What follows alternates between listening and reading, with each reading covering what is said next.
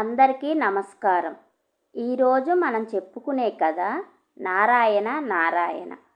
ఒక అవ్వ ఎప్పుడు కూర్చున్నప్పుడు, వంగినప్పుడు, పైకి లేచినప్పుడు కూడా నారాయణ నారాయణ అంటూ ఉండేది.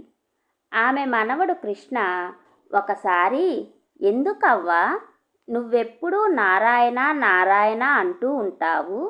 ఆ నారాయణ్ణి ఒకసారి నాకు చూపించు అని అడిగాడు. నారాయణుడు ఉన్నాడు, కానీ ఆయన మనకు కనిపించడు నాన్నా అని చెప్పింది అవ్వ. అదేంటవ్వా, దేవుడు ఉన్నాడంటావు కానీ కనిపించడంటావు? ఉన్నవాడు కనిపించాలిగా మరి. ఏమో, నేను మాత్రం దేవుణ్ణి చూడాల్సిందే. రేపు నన్ను తొందరగా లేపవ్వా.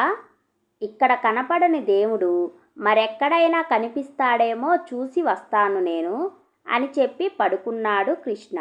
మరుసటి రోజు ఉదయాన్నే అవ్వ కృష్ణను లేపగానే వాడు లేచి దేవుణ్ణి వెతుక్కుంటూ నిజంగానే అడవిలోకి బయలుదేరాడు. నడిచి నడిచి కొంతకాలానికి అడవిని దాటి ఒక రాజ్యం చేరుకున్నాడు. అక్కడి రాజుగారింటికి వెళ్ళి, రాజుగారు, నేను నారాయణుని దగ్గరకు వెళ్తున్నాను. మీకు ఏదైనా సమస్య ఉంటే నాతో చెప్పండి. దానికి పరిష్కారం కనుక్కొని వస్తాను నేను అన్నాడు.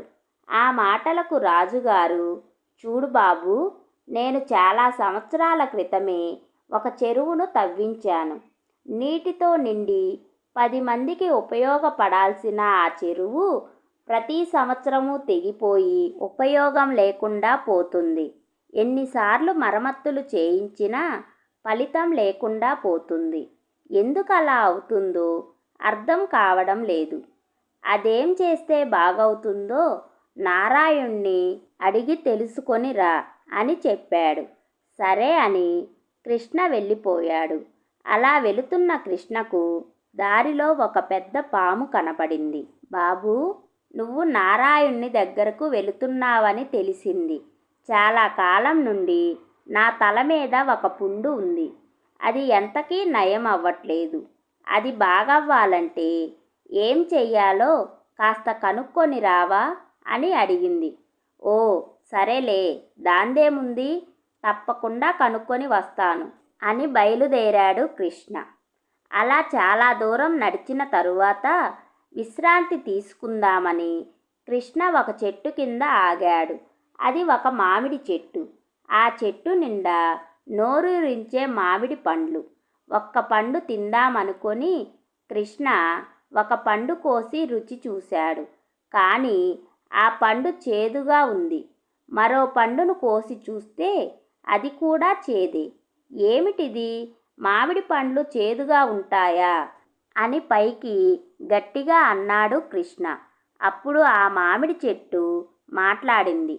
చూడు బాబు, నువ్వు నారాయణ స్వామి దగ్గరకు వెళ్తున్నావని తెలిసింది. నాకొక సహాయం చేసి పెడతావా? ప్రతి సంవత్సరము నేను చాలా కాయలు కాస్తాను, కానీ నా పండ్లన్నీ చేదుగా ఉంటాయి. ఎవ్వరూ వాటిని ఇష్టపడడం లేదు. ఏం చేస్తే నా బాధ తీరుతుందో ఆ స్వామిని కాస్త అడిగిరా బాబు. తప్పకుండా అడుగుతాను అని కృష్ణ ముందుకు వెళ్ళాడు. ఇంకొంత ముందుకు వెళ్ళాక అతనికి విరగబూసిన ఒక మల్లె చెట్టు కనిపించింది. ఎంత అందంగా ఉంది ఈ మల్లె చెట్టు అని దాని దగ్గరకు వెళ్ళాడు కృష్ణ. అంతలో ఆ మల్లె చెట్టు, బాబూ, నేను ఇన్ని పూలు పూస్తాను కదా, ఎవ్వరూ నా పూల కోసం రావడమే లేదు. ఈ ఒంటరితనాన్ని భరించలేకపోతున్నాను. నువ్వు నారాయణుని దగ్గరకు వెళుతున్నావని తెలిసింది. ఏం చేస్తే నా ఈ బాధ దూరం అవుతుందో కాస్త ఆ నారాయణ్ణి అడిగి కనుక్కొని రావా అని అడిగింది. కృష్ణ అందుకు ఒప్పుకొని బయలుదేరాడు. ఆ తరువాత అతను నారాయణ నారాయణ అనుకుంటూ ముందుకు సాగాడు. ఎంతో అలసిపోయాడు, కానీ తన ప్రయత్నాన్ని మాత్రం వదల్లేదు, వెనకడుగు వేయలేదు. అలా వెళుతున్న కృష్ణకి ఒకరోజు ఒక ముసలాయన కనిపించాడు. ఆ తాత కృష్ణను దగ్గరికి పిలిచి, బాబూ, నాకు చాలా దాహం వేస్తోంది. తాగటానికి కొన్ని నీళ్లు తెచ్చివ్వు నాయనా అని అడిగాడు. కృష్ణ సరే అని నీళ్ల కోసం వెతికాడు. దగ్గరలోనే ఒక చిన్న నీళ్ల గుంత కనిపించింది కృష్ణకి. కానీ నీళ్లను తీసుకెళ్లేందుకు పాత్ర ఏదీ లేదే. కొంచెం ఆలోచించి కృష్ణ తన కండువాను ఆ నీళ్లల్లో తడిపి తాత దగ్గరికి తీసుకువెళ్ళి, తాత, దీన్ని పిండు, నీళ్లు వస్తాయి అని చెప్పాడు. కృష్ణ తెలివితేటలను మెచ్చుకున్న తాత, మనవడా, నువ్వెవరు, ఎక్కడికి వెళుతున్నావు అని అడిగాడు. నారాయణ్ణి చూసేందుకు అన్నాడు కృష్ణ.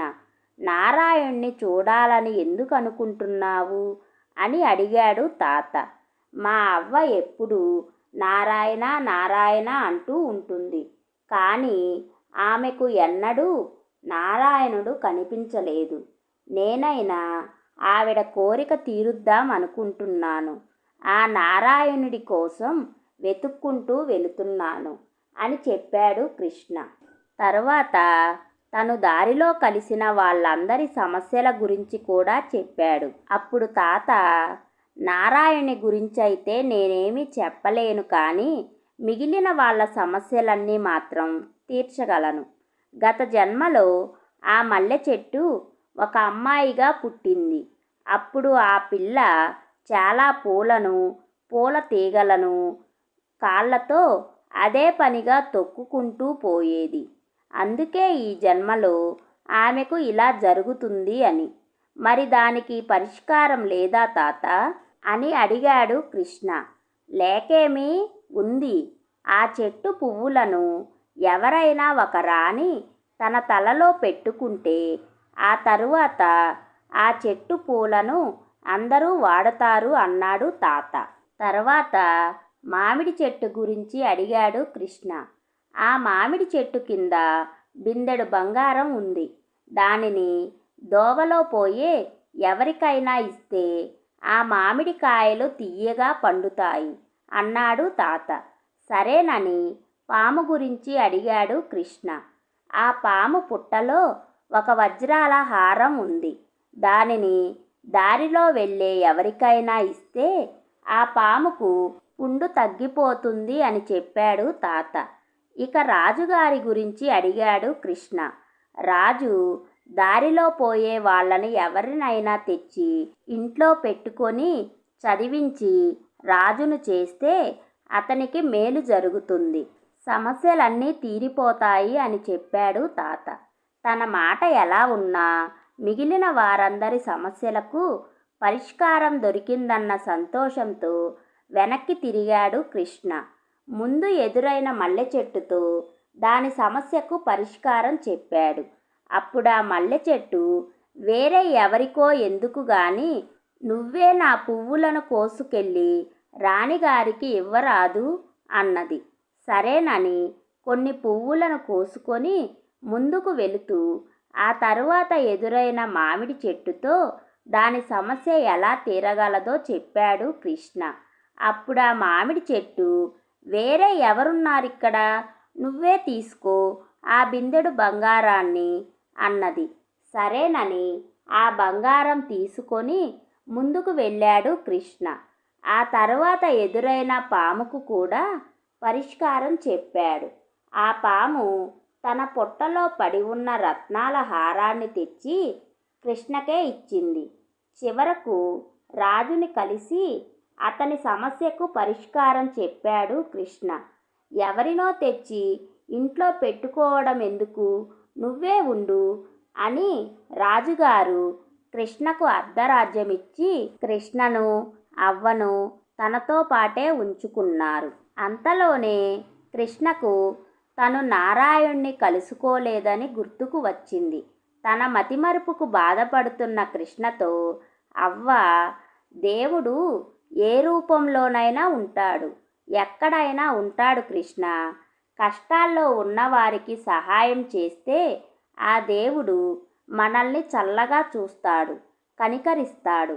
నువ్వు నారాయణ్ణి చూడలేదని బాధపడవలసిన అవసరం లేదు. నీకు కనిపించిన ఆ ముసలాయన ఎవరనుకుంటున్నావు?